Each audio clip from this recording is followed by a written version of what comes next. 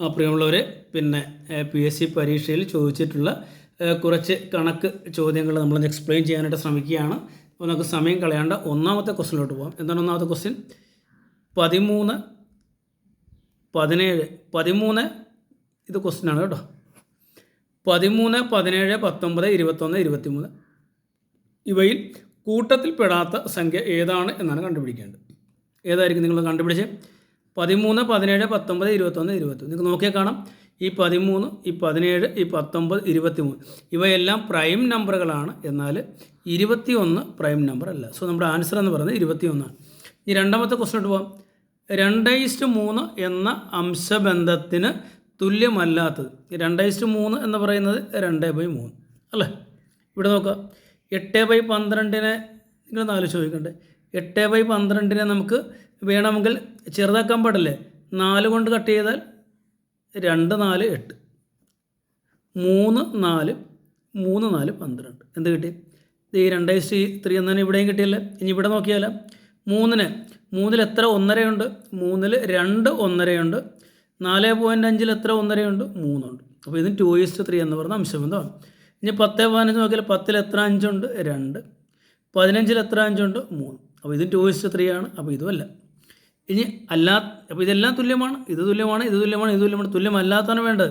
4:5 ഇതിനൊക്കെ ഒന്നും ചെയ്യാൻ പറ്റത്തില്ല. 4:5 ഇതാണ് 2:3 എന്ന അംശബന്ധത്തിന് തുല്യമല്ലാത്തത്. ക്ലിയർ അല്ലേ? ഇനി പൂർണ്ണവർഗം ഏത് എന്നാണ് കണ്ടുപിടിക്കേണ്ടത്. നിങ്ങൾ നോക്കാം. പോയിൻ്റ് ഒരു ഡെസിമൽ നമ്പറാണ് തന്നിരിക്കുന്നതെങ്കിൽ ഡെസിമൽ കഴിഞ്ഞുള്ള നമ്പറുകളുടെ എണ്ണം എടുക്കുക. ഇത് 1, ഇത് 2 നമ്പറുണ്ട്, ഇവിടെ 3 നമ്പറുണ്ട്, ഇവിടെ 5 നമ്പറുണ്ട് അല്ലേ? ഡെസിമൽ കഴിഞ്ഞ് കൃത്യമായിട്ട് ഇരട്ട സംഖ്യ വന്നാലേ അതൊരു പൂർണ്ണവർഗം ആകത്തുള്ളൂ. പോയിൻ്റ് കഴിഞ്ഞുള്ള നമ്പറുകളുടെ എണ്ണം എപ്പോഴും ഈവൺ നമ്പർ ആകണം. അങ്ങനെ ആയാൽ മാത്രമേ അത് എന്താകത്തുള്ളൂ?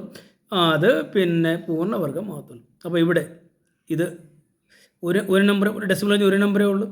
ഇവിടെ ഡെസിമൽ കഴിഞ്ഞ് 2 നമ്പറുണ്ട്, ഇവിടെ ഡെസിമൽ കഴിഞ്ഞ് 3 നമ്പറുണ്ട്, ഇവിടെ ഡെസിമൽ കഴിഞ്ഞ് 5. അപ്പോൾ 1 ഒരു ഓഡ് നമ്പറാണ്. അപ്പോൾ ഇത് വരത്തില്ല. 3 എന്നുള്ളത് ഒരു ഓഡ് നമ്പറാണ്. ഇത് വരത്തില്ല. 5 എന്നുള്ളത് ഒരു ഓഡ് നമ്പറാണ് അല്ലേ? അതായത് ഇതൊറ്റ സംഖ്യയാണ്, ഇതൊറ്റ സംഖ്യയാണ്, ഇതൊറ്റ സംഖ്യയാണ്.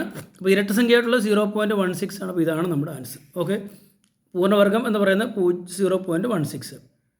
അടുത്ത നോക്കാം. 2/5 മൈനസ് 2/4 + 1 ഇതിൻ്റെ ആൻസറാണ് നമുക്ക് കണ്ടുപിടിക്കേണ്ടത് അല്ലേ? 2/5 മൈനസ് 2 + 1 ഇതിൻ്റെ ആൻസർ ഒന്ന് കണ്ടുപിടിക്കാൻ നോക്കാം. എങ്ങനെ ചെയ്യാനായിട്ട് പറ്റും? 2/5 2/4 നിങ്ങൾക്കറിയാം. 2/5 നമുക്ക് എങ്ങനെ എഴുതാം? 2/5 നമുക്ക് 2/4 × 2/1 എന്ന് എഴുതാമല്ലോ. 2/5 എന്ന് പറഞ്ഞാൽ 2/4 × 2/1 തുല്യമല്ലേ? കാര്യം ഇവിടെ ബേസ് സെയിം ആണ്. പവറുകൾ തമ്മിൽ കൂട്ടണം. അപ്പോൾ ഈ 2/4 2/1 കൊണ്ട് കുടിച്ചാൽ 2/5 കിട്ടും. ഈ 4 1 കൂടെ കൂട്ടിയാൽ 5 ആണ്. ബേസ് സെയിം ആയതുകൊണ്ട് 2/5. അപ്പോൾ ഈ രീതിയിൽ നോക്കിക്കഴിഞ്ഞാൽ നമുക്ക് എന്ത് ചെയ്യാം? ഈ 2/5 മൈനസ് 2/4 ഒന്ന് ചേഞ്ച് ചെയ്ത് എഴുതാം. എങ്ങനെ എഴുതാം? 2/4 നമുക്കൊന്ന് പുറത്തെടുക്കും. 2/5-ൽ 2/4 നമ്മൾ പുറത്തെടുത്തു. പിന്നെ ഉള്ളത് 2/4 പുറത്തെടുത്താൽ പിന്നെ ഉള്ളത് 2/1. 2/1 എന്ന് പറയുന്നത് 2 തന്നെയാണ്.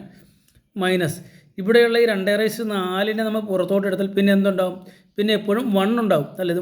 ഇതിനെ പുറത്തെടുക്കുമ്പോൾ പിന്നെ 0 എന്ന് പറയരുത്. ഇതിനെ പുറത്തെടുത്താൽ പിന്നെ ഉണ്ടാകുന്ന 1 ആണ്. അപ്പോൾ നമുക്ക് 1 എഴുതാം.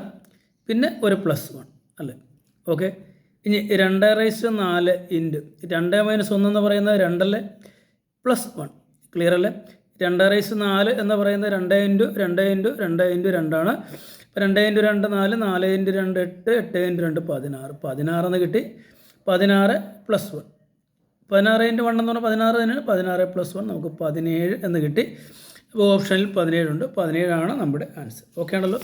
നമുക്ക് ഞാൻ അടുത്ത ക്വസ്റ്റിനോട്ട് പോകാം. അടുത്ത ക്വസ്റ്റ്യൻ ഏതാണ്? 5ാമത്തെ ക്വസ്റ്റ്യൻ ആണ്. ഒന്ന് വായിക്കാം.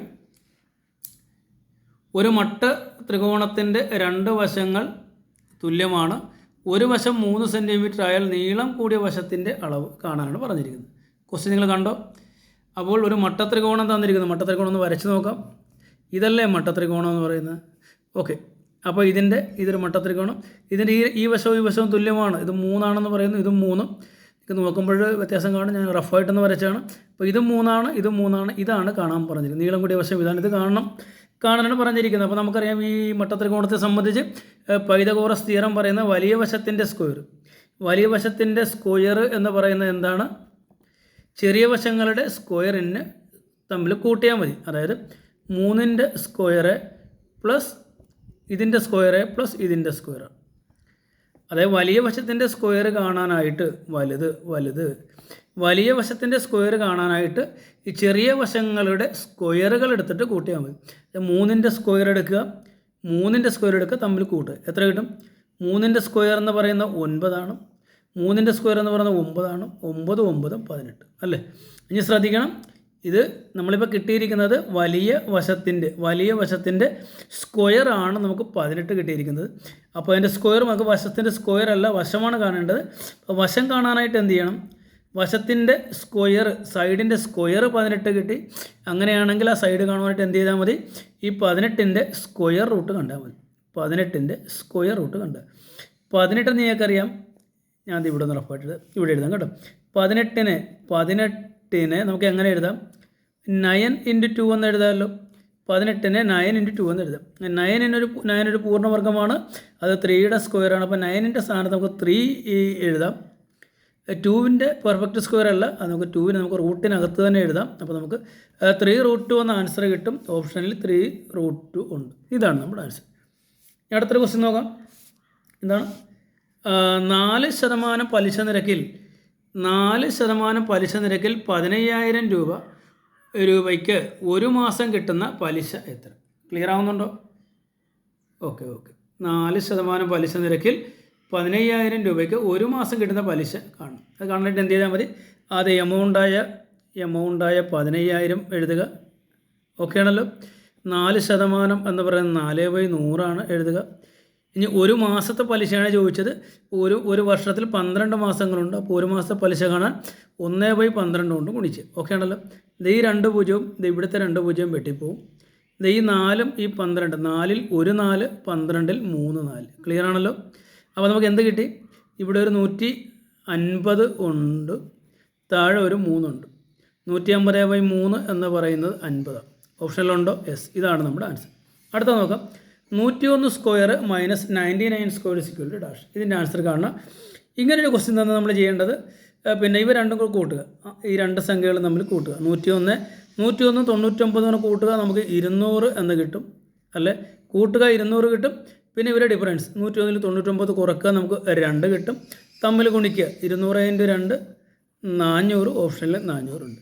അപ്പോൾ ഇതേപോലെ ഒരുപാട് ചോദ്യങ്ങളൊക്കെ പരീക്ഷയ്ക്ക് വരും. അപ്പോൾ അടുത്ത വീഡിയോയിൽ കൂടുതൽ ചോദ്യങ്ങളുമായിട്ട് നമുക്ക് കാണാം. ഓക്കെ.